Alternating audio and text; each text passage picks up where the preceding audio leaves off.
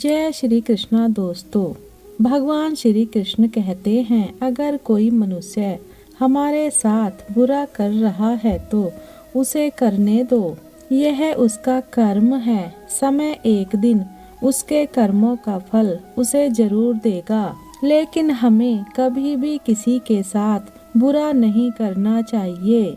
जब कोई इंसान जो अक्सर बहुत हंसता और बोलता है अचानक चुप हो जाए तो समझ लो कि वह अंदर से टूट चुका है।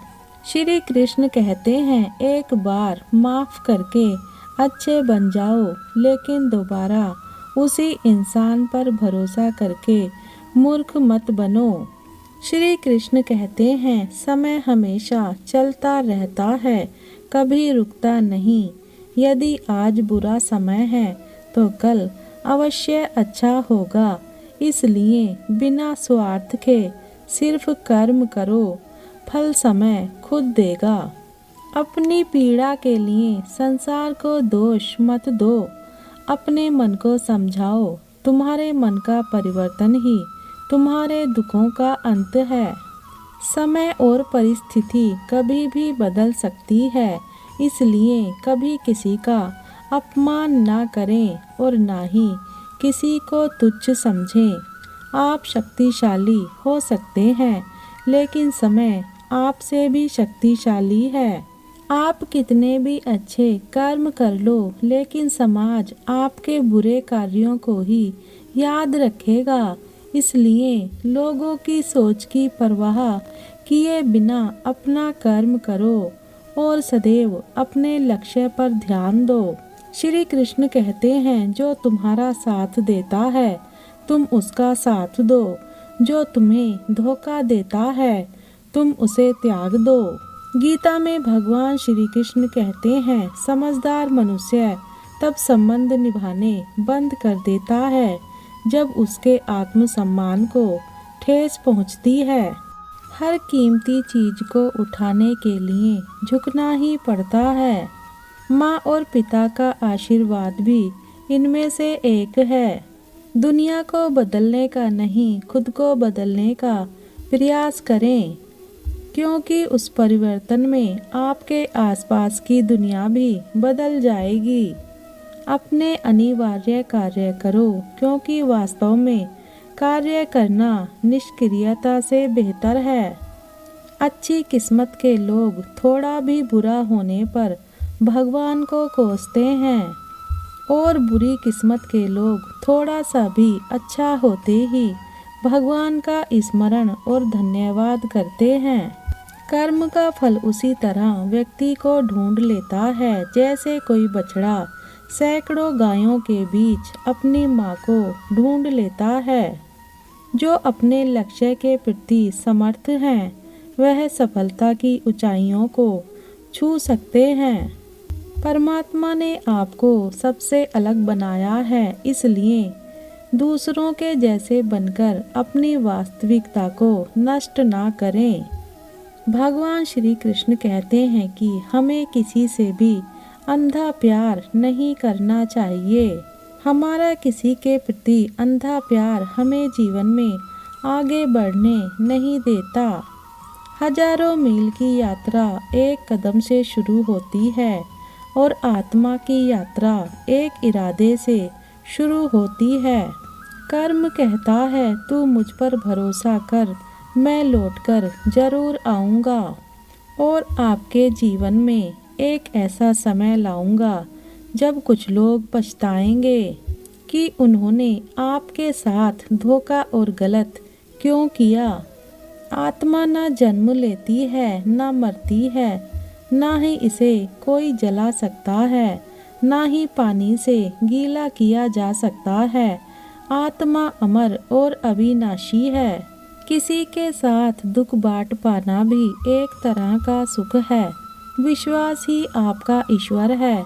अगर आपको विश्वास है कि भगवान है तो वह आपको हर जगह महसूस होंगे। अगर विश्वास ही नहीं है तो यदि वह आपके सामने होंगे तो भी आप उन्हें पहचान नहीं पाओगे। अधिक प्रेम भी व्यक्ति को बुद्धिहीन बना देता है। आत्मा खोज की यात्रा सबसे सर्वोत्तम तीर्थ यात्रा है। अपने हृदय में स्थित ब्रह्मांड को समझने के लिए भीतर यात्रा करें। गीता में लिखा है, जब इंसान की ज़रूरत बदल जाती है तब इंसान के बात करने का तरीका भी बदल जाता है। मैं किसी के भाग्य का निर्माण नहीं करता और ना ही किसी के कर्मों का फल देता हूँ। कोई कुछ भी बोले, स्वयं को शांत रखो, क्योंकि धूप कितनी भी तेज हो समुद्र सूखा नहीं करते। अनुमान मन की कल्पना है और अनुभव जिंदगी का सबक है। सच्ची खुशी तब होती है जब आपकी सोच, कथन और कर्म में समानता होती है। विनम्रता की खुशबू विपरीत परिस्थितियों में भी दूर दूर तक फैल जाती है। भरोसा रख भगवान पर, वो यहाँ तक लाया है तो आगे भी लेके जाएगा।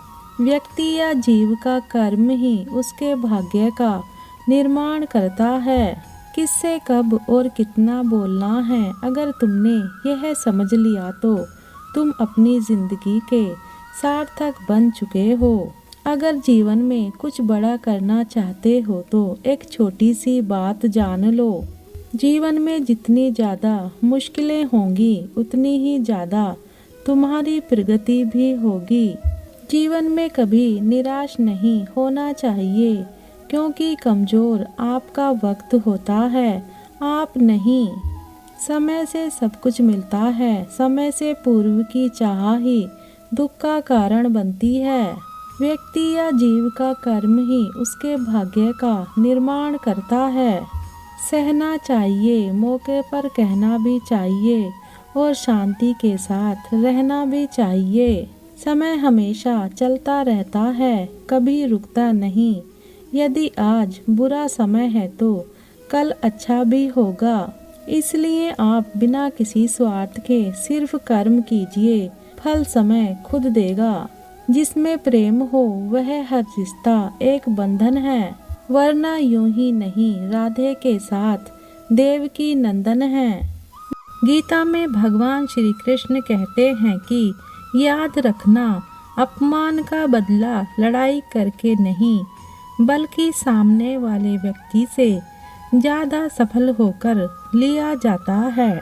लंबा धागा और लंबी जुबान केवल समस्याएं ही पैदा करती है, इसलिए धागे को लपेटकर और जुबान को समेटकर ही रखना चाहिए।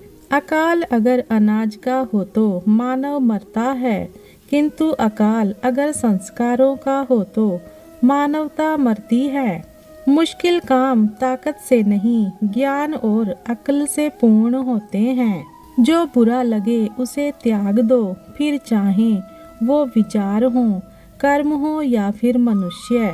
क्षमता और ज्ञान को हमेशा अपना गुरु बनाओ, अपना गुरूर नहीं। खामोशी किसी इंसान की कमजोरी नहीं, उसका बड़प्पन होता है।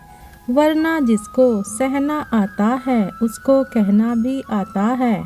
जिन्होंने आपका संघर्ष देखा है वही आपके संघर्ष की कीमत जानते हैं, नहीं तो औरों के लिए आप सिर्फ किस्मत वाले हैं। दुनिया की हर चीज ठोकर खाने से टूट जाती है, एक कामयाबी ही है जो ठोकर खाकर ही हमें मिलती है। पहाड़ पर चढ़ने वाला व्यक्ति झुककर चलता है और उतरने वाला अकड़कर चलता है।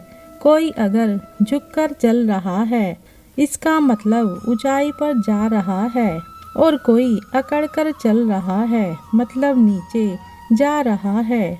अभिमान की ताकत फरिश्तों को भी शैतान बना देती है और नम्रता साधारण व्यक्ति को भी फरिश्ता बना देती है। जो पिता के चरण स्पर्श करे वो कभी संपत्तिहीन नहीं होता। जो माता के चरण स्पर्श करे वो कभी ममताहीन नहीं होता।